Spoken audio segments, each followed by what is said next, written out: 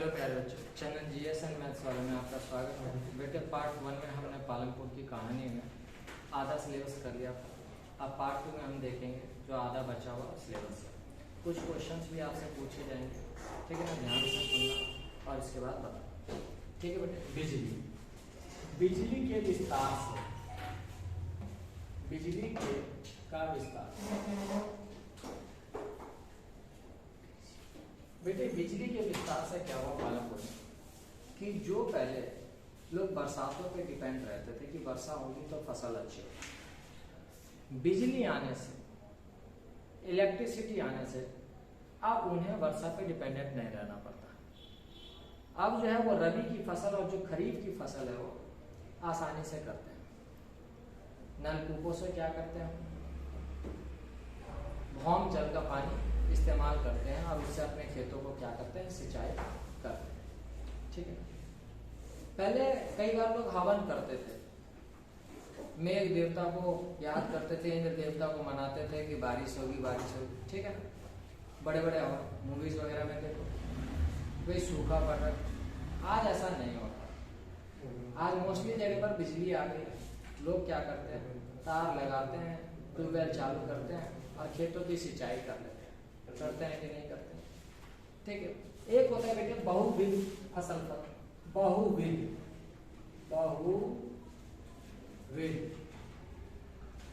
फसल प्रणाली।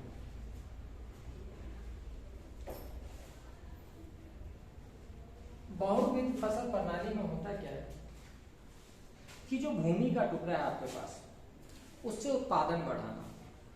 एक भूमि के टुकड़े से क्या करना, उत्पादन को बढ़ाना। तो कैसे बढ़ा सकते हो, उसको कैसे बढ़ा सकते हो, यही बहुविध। उसमें क्या है कि एक साल के अंदर आप उसमें कम से कम 2 फसल तो करते ही करते हो और तीसरी फसल के रूप में क्या करते हो, आलू करते हो। आज मोस्टली गांव में आप देखोगे तो यही चीज किया जाता है, ठीक है ना।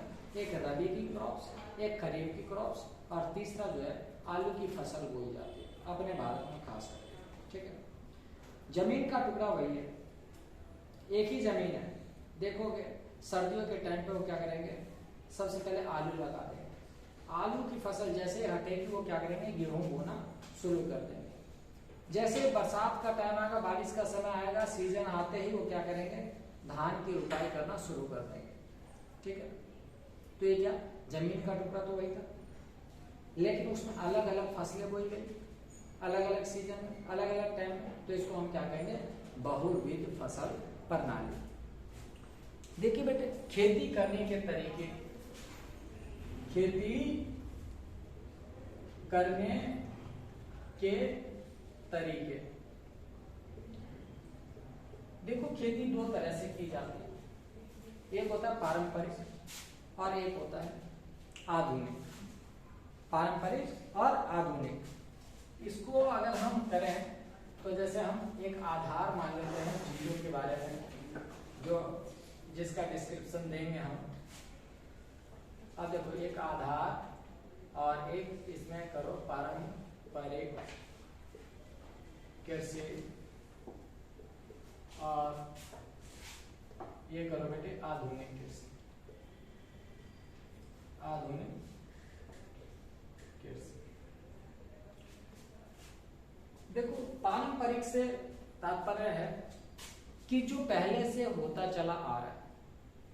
पहले जैसे लोग क्या करते थे, हलों से जुताई करते थे, नदियों से पानी निकालते थे, वर्षा का प्रयोग करते थे, वर्षा के पानी से सिंचाई करते थे। घर के मेंबर उसमें क्या करते थे, काम करते थे। जो पिछले साल का जो बीज बच जाता था उसको क्या करते थे, इस साल इस्तेमाल करते थे, ठीक है ना। और आधुनिक में क्या होता है, आज HYB बीजों का इस्तेमाल होता है, हाई यील्ड वैरायटी। दूसरी बात क्या है कि दूसरे मजदूरों को बाहर से मंगवाया जाता है कि भाई चलो, खेत काफी बड़े बड़े होते हैं। पारंपरिक में क्या होता था, हलों से जुताई होती थी, यहाँ पर ट्रैक्टर से होती है, यहाँ पर ट्रैक्टर से होती है। तो ये दोनों कह सकते हैं कि मतलब इसके बीच में डिफरेंसेस है। अब इसको अगर सही से करना है तो देखो, सबसे पहले अगर हम बात करें इसमें श्रम मतलब लेबर, जो वर्कर है, काम करने वाला। पारंपरिक में क्या है, घर के सदस्य, घर के सदस्य। और इसमें क्या होता है, खेती हर मजदूर।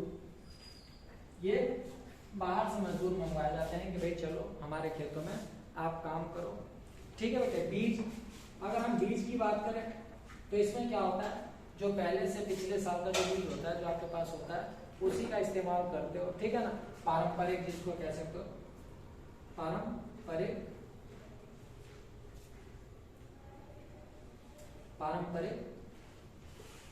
बीज। और इसमें क्या होता है बेटे, HYB, हाई यील्ड वैरायटी, इसका यूज होता है, ठीक है। तीसरा अगर हम कहें उर्वरक, उर्वरक जो जिसके मिलाने से फसल अच्छी होती है। तो इसमें पहले हम क्या करते थे, गोबर या प्राकृतिक अपशिष्ट,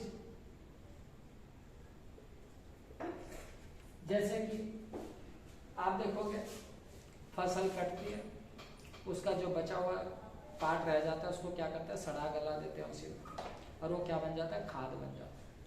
या आप देखोगे पत्ते जैसे होता है कि फसल, जैसे आप किसी का बाग है, आप पत्ते देखो, आम का पत्ता है, शीशम का पत्ता है, उसको बटोर करके क्या किया जाता है, गड्ढे में दबा दिया जाता है, और जब कुछ टाइम के बाद निकाला जाता है तो किसमें कन्वर्ट हो जाता है, खाद, उर्वरक में, उसका इस्तेमाल किया जाता था। लेकिन इसमें क्या होता है, ये केमिकल वाले होते हैं, रासायनिक, ये क्या है, रासायनिक उर्वरक, ठीक है ना। इसमें कीटनाशक यूज किया जाता है,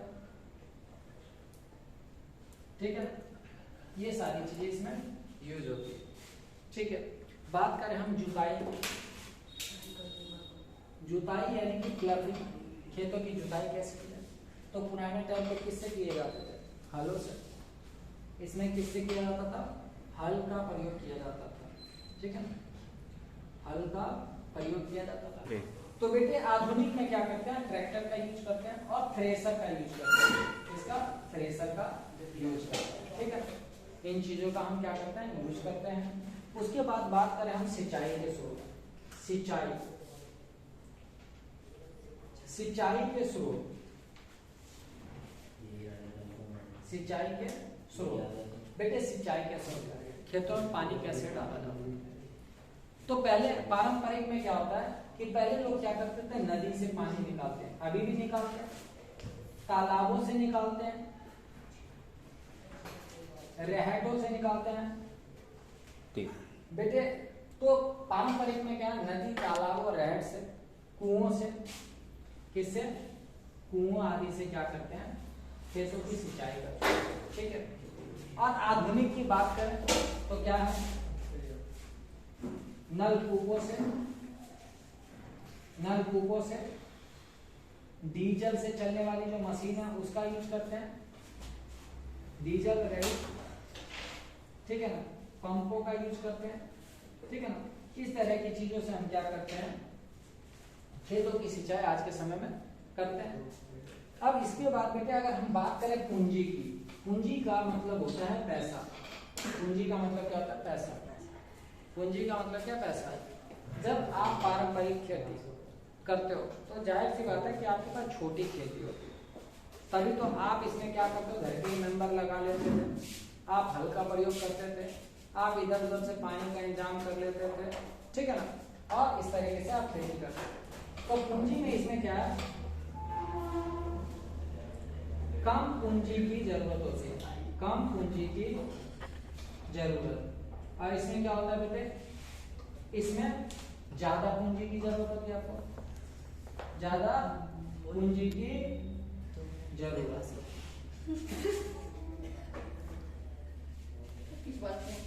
ज्यादा पूंजी की जरूरत, ठीक है बेटे। ये डिफरेंसेस आपको पता चल गया। कि इन दोनों के बीच में क्या अंतर है पारंपरिक और आधुनिक के बीच में। ठीक है, अभी भी अगर कोई दिक्कत है तो मुझे बता दो आप लोग।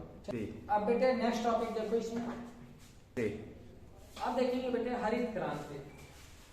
हरित क्रांति, हरित क्रांति जिसको क्या कहा जाता है बेटे, green revolution. Green revolution, green revolution ये बेटे हरित क्रांति 1960 के बाद आया था, 1960 के बाद आया। ग्रीन रिवॉल्यूशन के आने का कारण ही यही था, हमारे देश में जो खाने पीने की चीजों की जो कमी थी, हमें दूसरे देशों के ऊपर जो डिपेंडेंट रहना पड़ता था, उस चीज को कैसे दूर किया जाए। अपने देश में भुखमरी भी थी, लोग किस पे डिपेंडेंट रहते थे, वर्षा पे। वर्षा नहीं होती थी तो फसलें क्या हो जाती थी, सारी की सारी खराब हो जाती थी, सारी फसलें क्या हो जाती थी, खराब हो जाते थे। तो इसलिए क्या किया गया, गवर्नमेंट ने क्या किया, इसको एक पॉलिसी बनाई कि भाई एक ऐसी चीज की जाएगी, मतलब एक ऐसा रिवॉल्यूशन आए हमारे देश में जिससे क्या है कि खाद्य जैसी समस्याओं को दूर किया जाए, इसकी जो कमी आ रही है उस समस्या को क्या किया जाए, दूर किया जाए। तो ये 1960 के बाद आया था। तो इसके अंदर क्या हुआ, इसके अंदर क्या हुआ, HYV बीज मंगवाए गए, अच्छी उर्वरक मंगवाई गई, कीटनाशक वगैरह या जो भी चीजें हैं बेटे, इसकी सिंचाई के लिए क्या होगा, बिजली का यूज किया गया कि बिजली हर जगह पहुंचाई जाएगी। ठीक है ना, बिजली के साथ साथ आप देखोगे बेटे उर्वरक आ गया, बिजली आ गया, HYV बीज आ गया। और आप देखो तो इसमें एक दो पॉइंट और हम देख सकते हैं कि आज जैसे ट्रैक्टर वगैरह का यूज करने लग गए, ट्रैक्टर का यूज करने लग गए। ठीक है, और उसके बाद हम देखो थ्रेसर का यूज करने लग गए, थ्रेसर मशीन वगैरह जो है उसका यूज। और कीटनाशक कह सकते हो, कीटनाशक जो फसलों को खराब करता है उसको मारने की दवाई बनाई गई। ठीक है, जिससे क्या फसल अच्छी हो। अब आप देखेंगे हरित क्रांति के फायदे क्या हैं, लाभ। हरित क्रांति के लाभ, हरित क्रांति के लाभ। तो देखो बेटे हरित क्रांति के लाभ में आप कह सकते हो कि आज उत्पादन क्या हुआ, बढ़ा। उत्पादन क्या है, बढ़ा। उत्पादन बेटे बढ़ा है आपका। ठीक है, रोजगार बढ़े हैं, रोजगार बढ़े हैं। ठीक है, उसके बाद किसानों की जो हालत पहले खराब थी ना, सुधरी है। किसानों की के हालात में सुधार, हालात में सुधार। आज किसानों के हालात जो हैं बहुत अच्छे होते जा रहे हैं, किसानों के हालात जो हैं बहुत अच्छे होते जा रहे हैं। ठीक है ना। और अगर देखें तो कृषि के अच्छा होने से उद्योग भी बढ़े हैं। ठीक है ना, उद्योगों का विकास, उद्योगों का विकास। अब इसकी हानियां अगर कहें कि भाई हरित क्रांति की हानियां क्या है, हानियां, हरित क्रांति की हानियां, हरित क्रांति की हानियां। तो बेटे हरित क्रांति की हानियां क्या है कि आज जो आप कीटनाशक का यूज कर रहे हो, साल में फसलों को कई बार आप उगा रहे हो, इससे क्या हुआ कि जमीन की जो पैदा करने की जो क्षमता है उसमें कमी आई है। ठीक है, ठीक है, जमीन की जो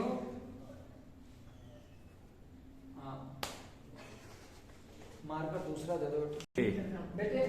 क्या देखा आपने कि हरित क्रांति की हानि, हरित क्रांति की हानियों में क्या है कि आज देखोगे जो जमीन की उर्वरता में क्या है, कमी आई है।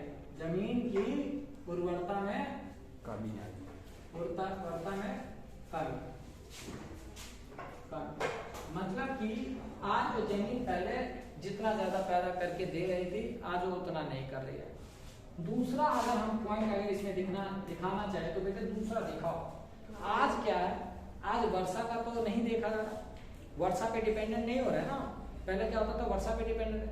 आज क्या हो रहा है कि हम बिजली के यूज से क्या कर रहे हैं कि नलकूपों से इतना ज्यादा पानी निकाल ले रहे हैं कि आज के समय में जो भौम जल है वो काफी नीचे चला गया। ठीक है, भौम जल का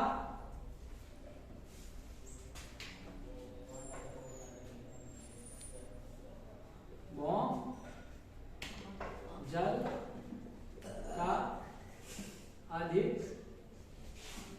भौम जल के अधिक प्रयोग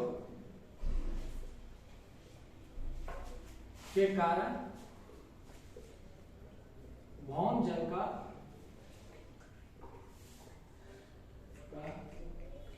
स्तर नीचे जाना। आज देखोगे कई कई फुट नीचे में भी पानी नहीं पाया जाता है। ठीक है ना, वो भौम जल का स्तर क्या है, काफी नीचे चला आप देखोगे। ठीक है ना, आप शहरों में देख लो, जो पहले के नलकूप जितने हैं, जो ट्यूबवेल वगैरह है, वो सारे के सारे बंद है। अब जितने भी नए लगाए जा रहे हैं वो काफी नीचे तक जाता है, 150 फुट पे भी पानी नहीं मिलता शहरों में तो। ठीक है ना, और गांव में भी अब जो नए नलकूप डलते हैं, जो ट्यूबवेल वगैरह लगाई जाती है, तो वो काफी गहराई तक उसको पहुंचाया जाता है, तभी जाकर के पानी मिल रहा है। क्योंकि हम थोड़े आधुनिक तो हो गए, हरित क्रांति के यूज से हमने क्या किया, फसलें तो अच्छी की, लेकिन भाई कहीं ना कहीं हमने प्रकृति के साथ क्या किया, खिलवाड़ भी किया। अपने फायदे के लिए प्रकृति के साथ कुछ ना कुछ खिलवाड़ किया ही किया। ठीक है, अब देखिए आगे अगर हम देखें तो पालन, इसको नेक्स्ट टॉपिक देखते हैं बेटे इसमें। और देखो बेटे आगे एक चीज और इसमें देखेंगे हम कि भाई गांव में लोगों की संख्या तो होती है, परिवार रहते हैं। गांव में कौन रहता है, परिवार रहता है। तो पालनपुर गांव में देखो टोटल कितने परिवार है, 450 परिवार रहते हैं। कितने परिवार रहते हैं इस गांव में, 450 परिवार रहते हैं। कितने परिवार रहते हैं, 450 परिवार रहते हैं। 150 परिवार जिनके पास खेती नहीं है, 150 परिवार जिनके पास ऐसे हैं जिनके पास खेती नहीं है, जिनके पास खेती नहीं है, खेती नहीं है। ठीक है बेटे, 150 परिवार ऐसे हैं जो छोटे कास्ट से बिलोंग करते हैं। 150 परिवार जिनके पास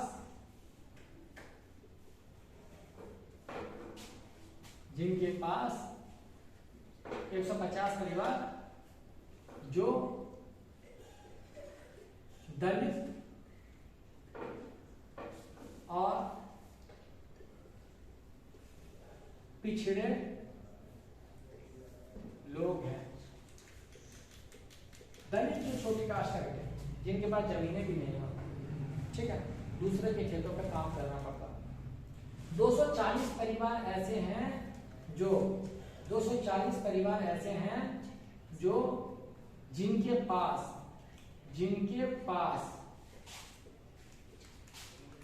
2 हेक्टेयर से कम भूमि है, 2 हेक्टेयर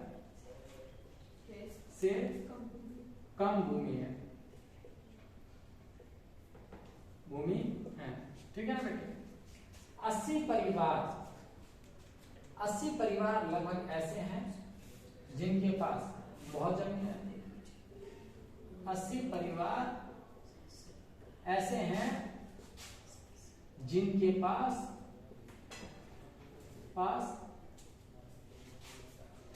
ज्यादा जमीनें हैं।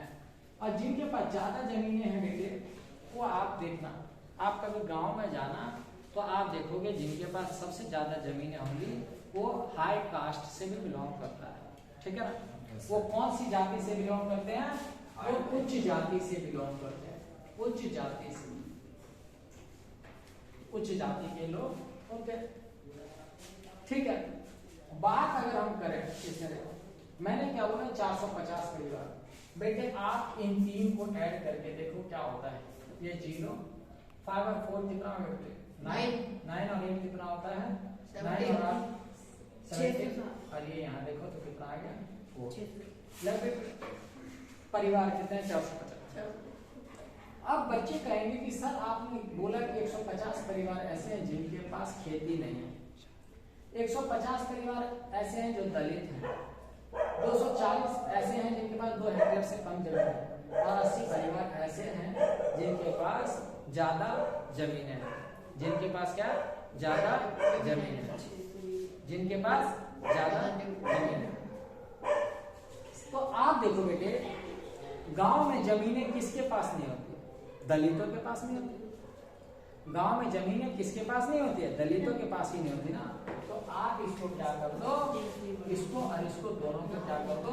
कंबाइन कर दो कि यही परिवार ऐसे हैं जिनके पास ये जो इनकी जो मतलब इनकी जो संख्या 150 जो परिवार हैं ये दलित है और इनके पास क्या? जमीनें नहीं है।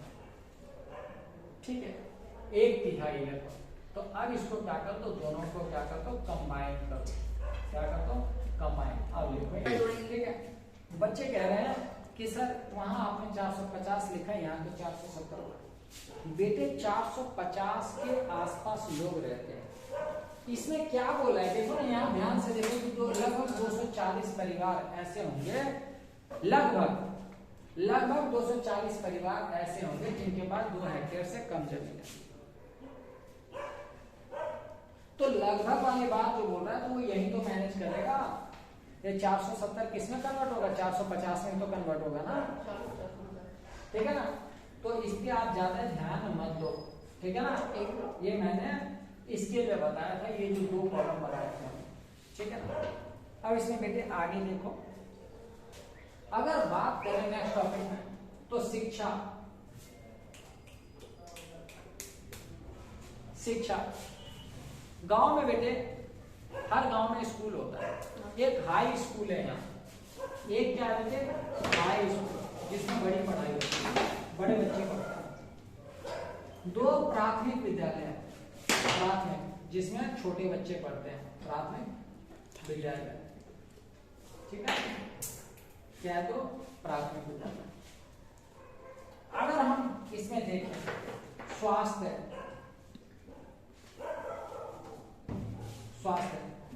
तो एक क्या है इसमें? एक सरकारी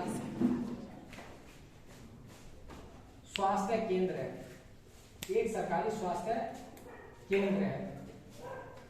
और एक क्या है बेटे इसमें? प्राइवेट को हम क्या कहते हैं? निजी। एक क्या है? निजी स्वास्थ्य केंद्र है। ठीक है ना बेटे? एक क्या है? निजी स्वास्थ्य केंद्र है। बेटे अब देखो इसमें एक तो पॉइंट और बहुत इंपॉर्टेंट है। आज HYV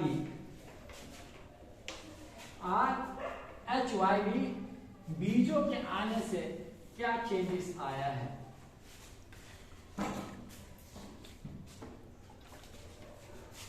पारंपरिक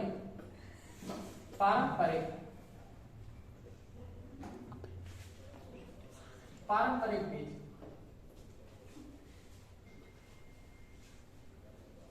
पारंपरिक बीज में क्या होता था कि जिस जगह पर पहले एक लिमिटेड एरिया में, एक पर्टिकुलर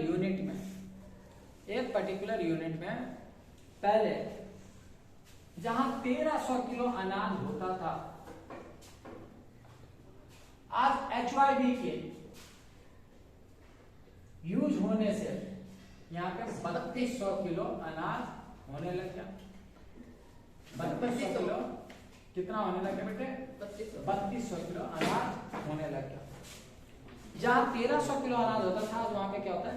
3200 किलो अनाज होता है। पहले क्या था बेटे? पहले हम केवल पारंपरिक बीज का इस्तेमाल करते थे, जो हमारे पास बची रहती थी, वह जो पुरानी बीजें हमारी होती है। आज क्या हुआ? विदेशों से मंगवाई गई अच्छी किस्म की बीज। ठीक है, जो ये HYV है ये हमारी मॉडर्न में आती है, मॉडर्न एग्रीकल्चर। ठीक है ना। आधुनिक कृषि में आप जब गांव में जाएंगे तो आपको कौन कौन सी चीजें आसानी से मिल जाती है? आपको दूध आसानी से मिल जाएगी, आपको गुड़ आसानी से मिल जाता है, आपको घी आसानी से मिल जाता है, साफ सुथरा, ठीक है। ये है, ये सब चीजें आपको आसानी से गांव में मिल जाती है। तो पालमपुर गांव में बस इतनी ही चीजें दे रखी है। अब मैं इसमें से कुछ क्वेश्चन आपसे पूछता हूँ, ठीक है ना। अब कुछ क्वेश्चन आप लोगों से मैं करता हूँ, ठीक है। अब कुछ क्वेश्चन जैसे मैं आपको देता हूँ तो आपने सबने बताना अगर सही से सुना है तो। पालमपुर गांव के लोगों की मुख्य आर्थिक क्रिया क्या है बेटे? कृषि। क्या है? कृषि। पालमपुर के लोगों का मुख्य आर्थिक क्रिया क्या है? कृषि। भाई दम नहीं है आवाज में। कृषि। कृषि है, बहुत अच्छे। उत्पादन की प्रथम आवश्यकता क्या है बेटे? भूमि। देखो सबसे पहले अगर हमें उत्पादन करना है तो हमारे पास क्या होना चाहिए? भूमि। जगह। और जगह में हम क्या कहेंगे? भूमि। क्योंकि बात किसकी चल रही है? गांव की। तो गांव में खेती होगा ना, तभी तो उत्पादन करोगे। अगर खेती नहीं होगी तो कहां से करोगे? जगह नहीं होगी तो कहां से करोगे? भूमि। तो क्या है इसकी? भूमि। अगला क्वेश्चन बेटे, पालमपुर के कृषक तीसरी फसल के रूप में कौन सी फसल? आलू। आलू। तीसरी फसल के रूप में कौन सी? आलू। बहुत अच्छे बेटे। आधुनिक कृषि में डैश बीजों का प्रयोग किया जाता है? HYV, high and variety. क्या होता है बेटे? High and variety. एक साल में किसी भूमि पर एक से ज्यादा फसल उगाने की विधि को क्या कहा? फसल प्रणाली। बहुविध फसल प्रणाली। एक साल में एक से ज्यादा फसल उस पर बोई जाती है बेटे, ठीक है ना। उसके बाद कह रहा है कि कृषि के आधुनिक तरीकों का सबसे पहले प्रयोग भारत के किन दो राज्यों में किया? पंजाब और हरियाणा। देखो आज पंजाब और हरियाणा का अपने भारत में काफी नाम है कि भाई एग्रीकल्चर में बहुत आगे हो, ठीक है ना। आज वहाँ पर देखोगे, आज वहाँ देखोगे पर कैपिटल इनकम अच्छी है, मतलब वहाँ पर वहाँ के लोगों की आय अच्छी है, वहाँ के लोगों का हेल्थ अच्छा है, कमाते अच्छा है तो खाएंगे भी अच्छा, हेल्थ भी अच्छा रहेगा, ठीक है। पालमपुर में लगभग कितने प्रतिशत लोग गैर कृषि व्यवसाय में लगे हुए हैं? तो बड़े किसानों से या गांव के पालमपुर गांव में कितने प्रतिशत लोग गैर कृषि काम कर रहे हैं, मतलब खेती बाड़ी ना करके रिक्शा चलाने का काम कर रहे हैं, दुकानदारी? तो लगभग कितने? 25%। कितने प्रतिशत लोग हैं? 25%। तो इसके बाद हम करें तो भूमि मापने की मानक इकाई को क्या कहा जाता है बेटे? यहाँ पर हेक्टेयर। क्या कहा जाता है यहाँ? हेक्टेयर। भूमि मापने की इकाई को हेक्टेयर कहा जाता है, जिसके जरिए भूमि को मेजरमेंट किया जाता है। कहता है अधिशेष कृषि उत्पादों का किसान क्या करते हैं? बाजार में बेचते हैं। बाजारों में क्या करते हैं? बेचते हैं। तो आपके पास अनाज ज्यादा हो जाएगा, फसल ज्यादा हो जाएगी, तो आप क्या करोगे? बाजार में बेचोगे ना, या उसको रखोगे घर में सजा करके रखोगे? नहीं ना, उसको क्या करते हो? बाजारों में बेच देते। उसके बाद बेटे कह रहा, उसके बाद एक दो क्वेश्चन और कर लेते हैं। कह रहा पालमपुर गांव की किन्हीं 3 गैर कृषि क्रियाओं का वर्णन कीजिए। तो पालमपुर में ऐसे गैर क्रियाएं कौन कौन सी है जो कृषि के अलावा दूसरी की जाती है? दुकानदारी, डेयरी, परिवहन और तो ये सब काम जो है खेती के अलावा किए जाते हैं। अब मुझे बताओ तीसरी फसल के रूप में क्या? आलू। ठीक है। कितने प्रतिशत लोग हैं जिनके पास ज्यादा जमीन है? सॉरी, कितने परिवार ऐसे हैं जिनके पास ज्यादा जमीन है? 80 परिवार ज्यादा है, ठीक है बेटे।